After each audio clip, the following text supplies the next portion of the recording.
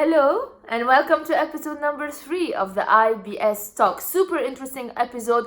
I am going to tell you what are the remedies you need to know. So let's say you have indulged in burger, cheesecake, big portions and some candy bars.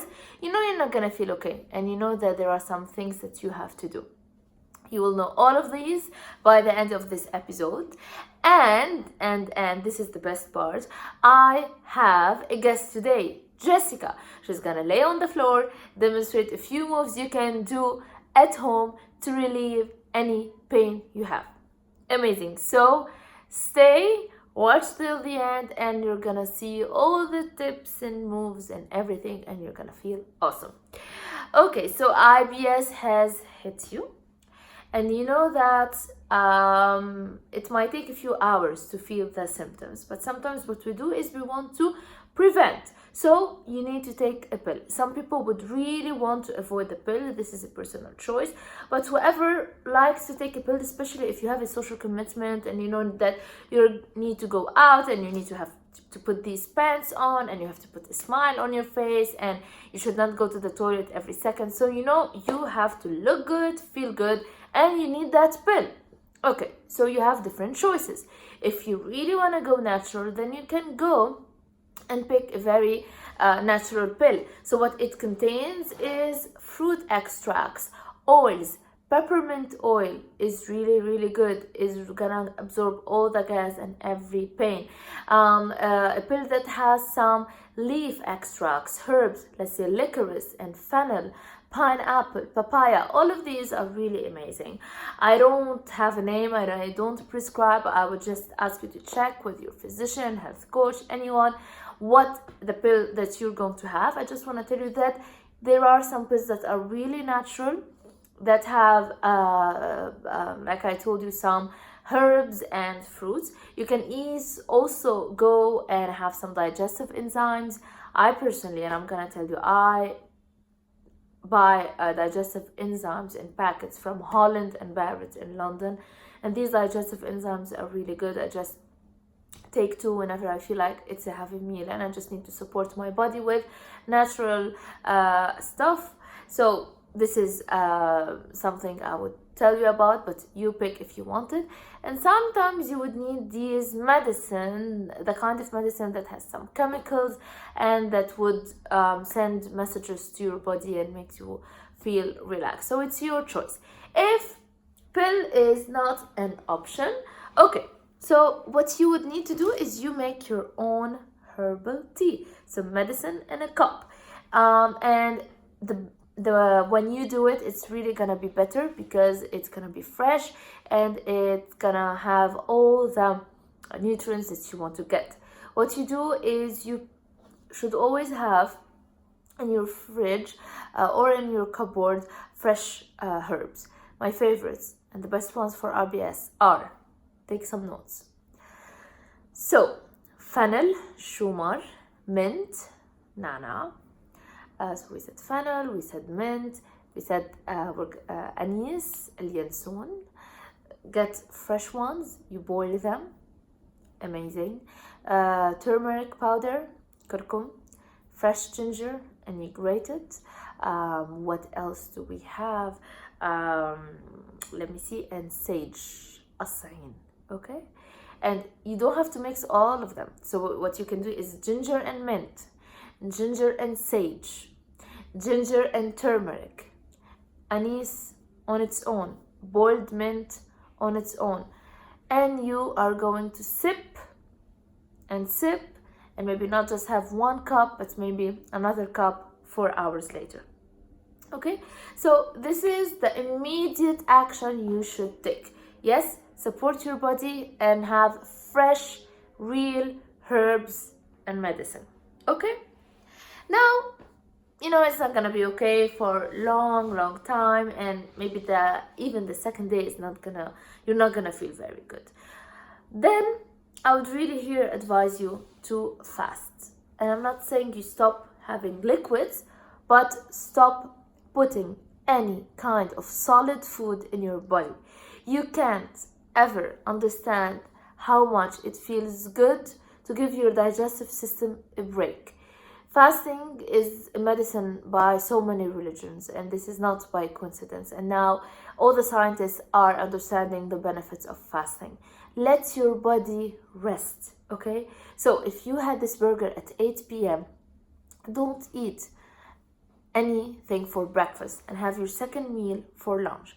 Even if you wake up feeling hungry, believe me, it's a false alarm, because sometimes the IBS flare-up doesn't show immediately a few hours after a meal, but when you put the second meal, this is when you realize you're not ready to digest that meal. So do fast. And honestly, I sometimes try to make this a weekly ritual, and I fast every week or every other week. Not if I'm bloated or anything, but sometimes I feel like I'm congested, I feel heavy, I feel rounded, not able to lose weight. So I just fast and I pick 2 days a week or 1 day, and then I feel like, okay, I have reset my body and I feel amazing. Okay, so you fast. If you feel like you don't want to fast and you want to have something for breakfast, make it really light. Bananas are really good. The potassium and magnesium is really gonna help and absorb everything and all the toxin, and especially if you're bloated. If you can get a green juice, it's gonna be amazing, amazing, amazing.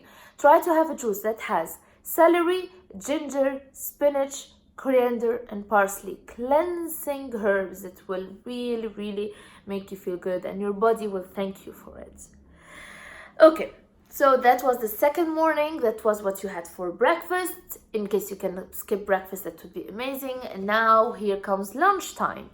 When you want to have lunch, even if you're hungry, try not to have a big bowl of salad. And you're gonna be saying salad is good. I can have salad. Believe me, not, because the rough leaves is not gonna help. Okay, it's an extra fiber to your body, which means extra effort and extra bloating. Okay, so what you do is you would have boiled vegetables, boiled courgette and or steamed courgette and carrots. Okay, this is for vegetables. Rice and baked potato for carbs, and then any kind of protein, fish, chicken, or meat, and that would be your lunch. We're talking here about really big IBS that has hit you. Sometimes when I want something for dessert, I would have sweet potato mash, and I put 1 tablespoon of almond butter, and then have another banana, green juice, and then hopefully by 24 hours you would really feel okay. But inject the food slowly and slowly. Okay, and try of course to avoid any rough food. Try to have them all steamed and cooked. Avoid any types of pulses and lentils and sugar, because sugar is gonna cause fermentation. So if you want to have sugar, try to have fruits, unless you have fructose intolerance. In this case, then yes, you avoid fruits. If not, try to just have bananas and berries maximum. Okay, because otherwise a lot of sugar, even healthy ones, might aggravate the symptoms, because sugar is food to our bacteria, and our bacteria will feed on it, ferment, and produce some gas. Okay, last 2 things I want to say is workout and the type of fiber that you need. Okay, for working out, yes, it is good. When you're bloated, definitely the first immediate feeling is, I am bloated, I'm heavy, I can't work out. 2 things you can do. 1, walking. Walking is magical, is amazing, because it fires up the digestive system here. People who are very knowledgeable about yoga understand that fire is what we need to fire up our digestion and to feel good. So when you walk 30 to 60 minutes, this is when you start feeling the fire here, and you start releasing gas. So 1 hour jog is going to be amazing. If you can do it after a meal, that is even better. If not, then the second day when you are fasting, before having any food in your body, walk. You will feel good.